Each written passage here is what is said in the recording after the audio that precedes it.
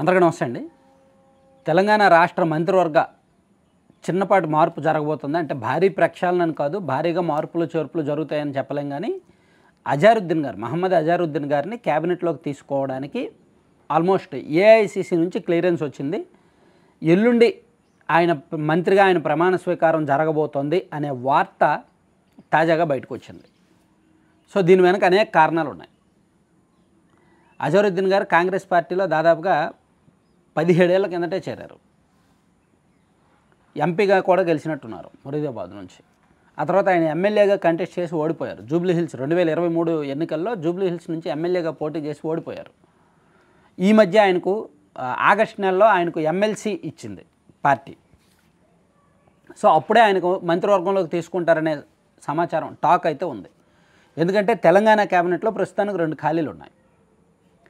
ఒక్కరు కూడా ఆ క్యాబినెట్ మొత్తం మీద 15 మంది మంత్రులు ఉంటే ఎవరు ముస్లిం వర్గానికి చెందిన వాళ్ళు ఎవరూ లేరు. ముస్లిం మైనారిటీ నుంచి ఎవరూ లేరు. చాలామంది ఆశావహులు ఉన్నారు. సో ఈ పరిస్థితుల్లో అజారుద్దీన్కి మంత్రివర్గంలోకి తీసుకుంటే ఒకటి, ప్రస్తుతానికి జూబ్లీహిల్స్ ఉప ఎన్నికలో జూబ్లీహిల్స్ నియోజకవర్గ పరిధిలో దాదాపుగా 1,00,000కు పైగా ముస్లిం ఓటర్లు ఉన్నారు కాబట్టి కొంతవరకు ఆ ఓటు బ్యాంక్ కలిసి వస్తుంది.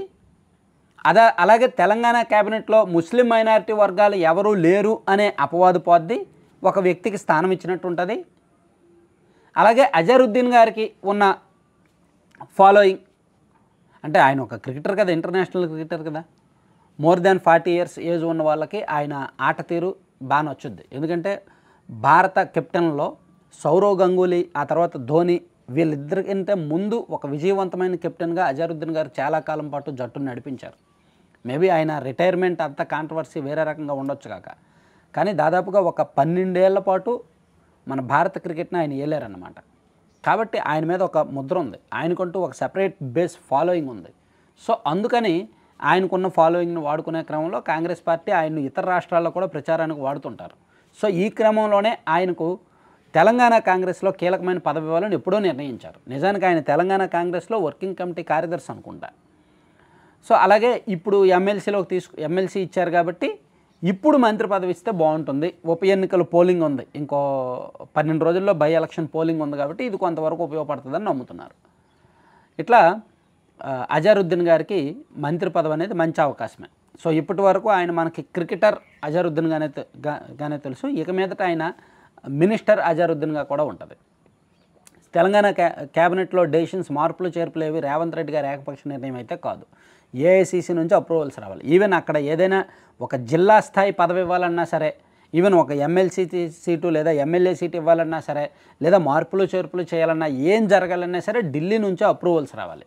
రేవంత్ రెడ్డి గారు 2 రోజుల పాటు ఢిల్లీ వెళ్ళారు. వెళ్ళి అక్కడ ఏఐసిసి నేతలతో మంతనాలు జరిపారు. జూబ్లీహిల్స్ బై ఎలక్షన్ అప్డేట్స్ మీద, అలాగే జిల్లాల వారీగా కాంగ్రెస్ కమిటీ డీసీసీ ప్రెసిడెంట్స్ నియామకం మీద, అలాగే మంత్రివర్గంలో ఇటీవల జరుగుతున్న కొన్ని క్రమశిక్షణ ఉల్లంఘనల మీద, అలాగే పార్టీలో ఉన్న అంతర్గత పోరు మీద, వీటన్నిటి మీద చర్చిస్తూ పనిలో పనిగా అజారుద్దీన్ గారికి మంత్రి పదవి విషయంలో కూడా సెంట్రల్ నుంచి ఏఐసిసి నుంచి క్లియరెన్స్ తీసుకున్నారు.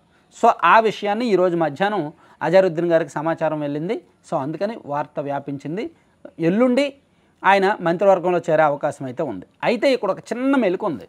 జూబ్లీహిల్స్ ఉప ఎన్నిక సమయంలో మంత్రివర్గ మార్పులు చేర్పులు జరగొచ్చా లేదా, దీనికి ఈసీ ఒప్పుకుంటుందా లేదా అనేది డౌట్. ఒకవేళ కోడ్ ఉల్లంఘన అయితే, ఎందుకంటే అది మార్పే కదా, అందులోకి అజారుద్దీన్కి జూబ్లీహిల్స్ కాన్స్టిట్యున్సీకి సంబంధం ఉంది కదా, ఆయన గతంలో పోటీ చేసి ఓడిపోయారు కదా. కాబట్టి విపక్షాలు కనుక ఈసీకి కంప్లైంట్ చేస్తే, ఈసీ ఒకవేళ అభ్యంతరం పెడితే, ఇప్పుడు ఎన్నికలు కూడా ఉంది, జూబ్లీహిల్స్ ఎన్నిక జరుగుతుంది కాబట్టి ఇప్పుడు వద్దు అంటే ప్రమాణ స్వీకారం ఆగిపోద్ది. ఒకవేళ ఈసీ పట్టించుకోకపోతే, ఎటువంటి అబ్జెక్షన్స్ లేకపోతే మాత్రం ప్రమాణ స్వీకారం ఎల్లుండి జరిగిపోద్ది. ఇంకా వేరే అడ్డంకులు ఏమీ ఉండవు అన్నమాట. ఒక రకంగా ఇది మంచి నిర్ణయమే. Thank you. సో కంటెంట్ చివరి వరకు చూసిన ప్రతి ఒక్కరికి ధన్యవాదాలండి. కంటెంట్కి సంబంధం లేకుండా ఒక చిన్న అడ్వర్టైజ్మెంట్ చూడండి. మీకు స్క్రీన్ మీద లడ్డూపల్లి అని కనిపిస్తుంది కదా. సో దీని ప్రత్యేకత ఏంటంటే, వీళ్ళు ఒక 15 మంది మహిళలు కలిపి ఒక హోమ్ బేస్డ్ ఫుడ్ ప్రోడక్ట్ ఇద్దాము, ఇంట్లో ప్రతి ఒక్కరికి కూడా చిన్నోళ్ళు కానీ పెద్దోళ్ళు కానీ తింటే ఆరోగ్యం ఉండాలి, రుచికరంగా ఉండాలని పరిశోధించి ట్రైనింగ్ తీసుకొని, ఐఐఎంఆర్లో ట్రైనింగ్ తీసుకొని వీళ్ళు ఒక స్పెషల్ ఫుడ్ ప్రోడక్ట్స్ తయారు చేస్తున్నారు. మిల్లెట్స్తో లడ్డూలు, డ్రై ఫ్రూట్స్తో లడ్డూలు, నట్స్తో లడ్డూలు అండ్ సీడ్స్తో లడ్డూలు, అవిసె గింజలు, గుమ్మడి గింజలు, పొత్తిరి గింజలు, మకానా వీటితో లడ్డూలు చేస్తారు. అండ్ రాగి, సజ్జ, జొన్న, కొర్ర వీటితో లడ్డూలు అండ్ హాట్ స్నాక్స్ చేస్తారు. ఇట్లా భిన్నమైన లడ్డూలు. అలాగే ప్రోటీన్ పౌడర్ అని, ఏబీసీ పౌడర్ అని, మొరింగా పౌడర్ అని మీకు బయట ఎక్కడ దొరకవు. మీరు గూగుల్లో సెర్చ్ చేయండి వీటి బెనిఫిట్స్ ఎంత ఉంటాయో. ABC powder, Apple beetroot carrot powder and protein powder, అలాగే మొరింగా మునగాకు పౌడర్, జామాకు పౌడర్, ఇవన్నీ కూడా భిన్నమైన పౌడర్స్ అనమాట. అలాగే డ్రై డేట్స్ పౌడర్, అలాగే వీట్ స్ప్రౌట్స్ పౌడర్, ఇవన్నీ కూడా మీరు పాలల్లో వేసుకొని తాగితే మంచి పోషకాలు, అలాగే ఇమ్యూనిటీ బూస్టింగ్ గాను అన్ని రకాలుగాను హెల్త్ బెనిఫిట్స్ ఉంటాయి. సో ఇవన్నీ వీళ్ళ దగ్గర ఉంటాయి. మీరు ఆన్లైన్లో లడ్డూపల్లెం.com అని సైట్ విజిట్ చేయొచ్చు, లేదా 9997839994 ఆ నెంబర్కి కాల్ చేయండి, లేదా వాట్సాప్లో మెసేజ్ చేయండి. మీకు ఏం కావాలో బుక్ చేసుకోండి. Thank you.